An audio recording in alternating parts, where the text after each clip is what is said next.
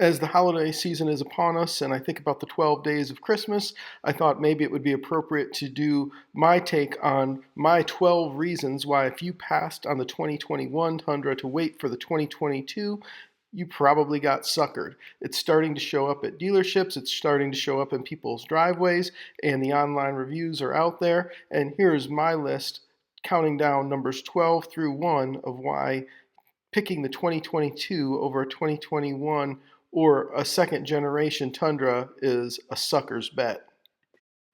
Now, I'm not saying it's a bad truck, and I know some people are going to hate this video, but this is my take on it for my purposes and from what I've seen so far. If you disagree with me, feel free to disagree. If you like what I've had to say, feel free to hit like and subscribe. Feel free to comment and leave your own opinion. Let me know where you think I'm wrong. Let me know where you think I'm right. Reason number 12 is reliability. Toyota has a word called Kaizen. It has to do with good change over time, and that is Toyota's philosophy, and the Tundra has been going for 15 years, and for well over a decade now. It's been the #1 pickup truck for reliability, and it's doubtful that the new truck is going to match it at that level of reliability, which also means it's not likely to hold its value quite as well as the current truck does. So if you selected a 2022 over a 2021 for reliability, you most likely got suckered. Reason number 11, tow hooks.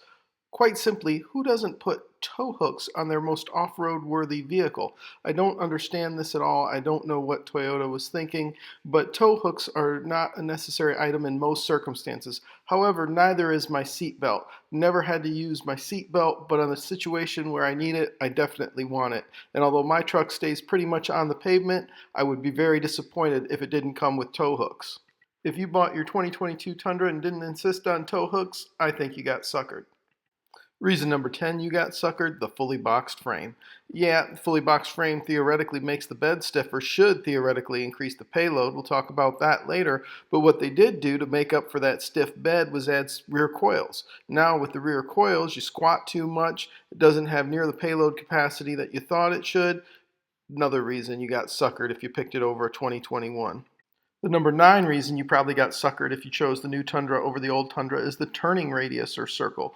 The old Tundra and the new Tundra have the exact same wheelbase, yet the new Tundra exceeds its turning radius by over 2 feet and the turning circle by over 4 feet. This makes no sense at all, and it makes this vehicle much more difficult to park, drive, and maneuver into small parking spots.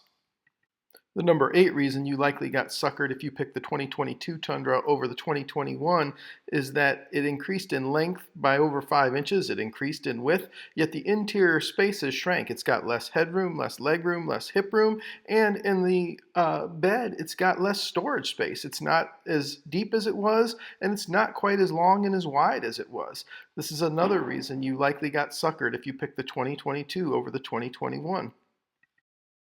The number 7 reason someone might have gotten suckered into buying the new Tundra over a 2021 or a second gen is because of increased towing capacity. While the old Tundra you could get in a double cab configuration that had a little over 10,000 and in a Crew Max 4x4 8,800 pounds towing, which is more than enough for most half tons, the new one comes 11 to 12,000. But do that in a V6 twin turbo plus or minus a hybrid for a long period of time and see how long your truck lasts for you. A lot of people aren't going to agree with me on this, but another reason people got suckered, number 6 here, is the rear locker. And I'm sorry, if you don't agree with me, that's a you problem. The bottom line is that full-size pickup trucks are not designed to be great overlanders and great off-roaders. There's a simple recipe for that, and the simple recipe is 4-wheel drive, high ground clearance, short wheelbase. You can get 4-wheel drive. They don't have great ground clearance, and they don't have short wheelbases.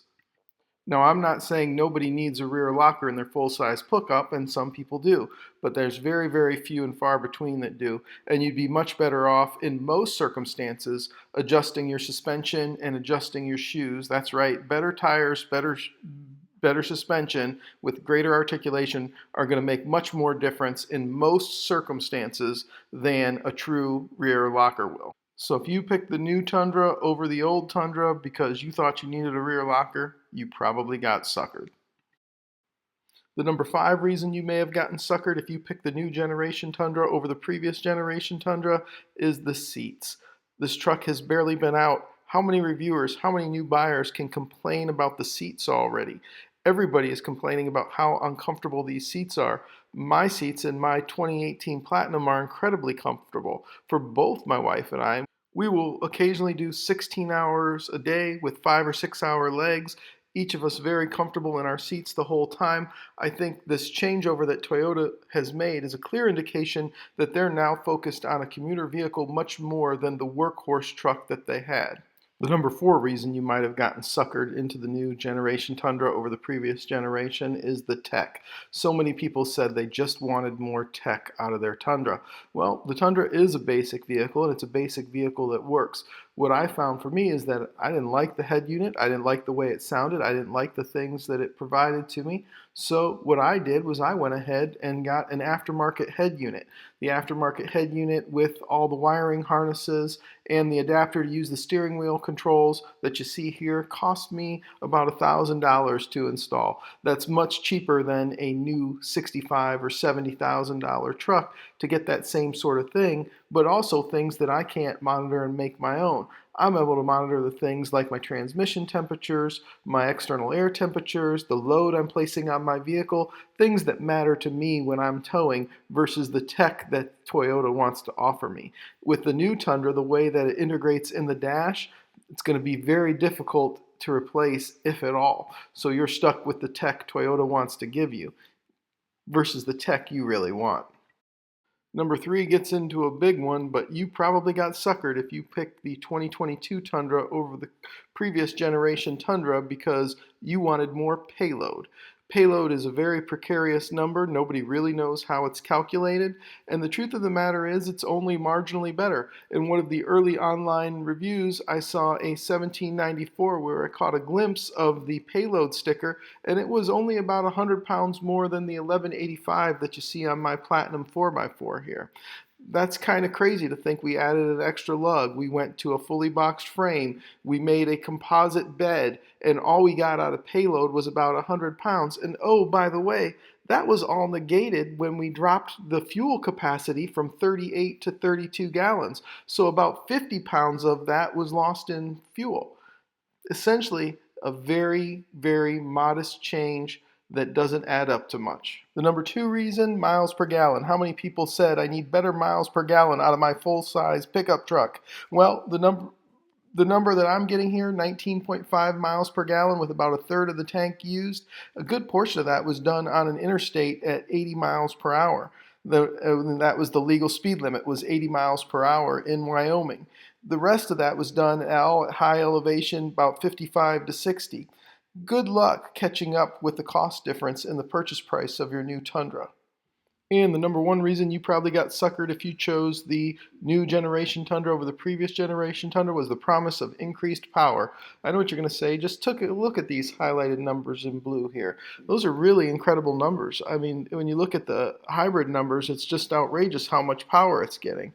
Problem is, take a look at the numbers here. These are the numbers for the gearing in the new Tundra, the 10-speed transmission, and it sucks. The final gearing ratio of 3.31 isn't adequate at all. It should be something more like 3.73 or 3.92 to be competitive with the competition when it comes to towing.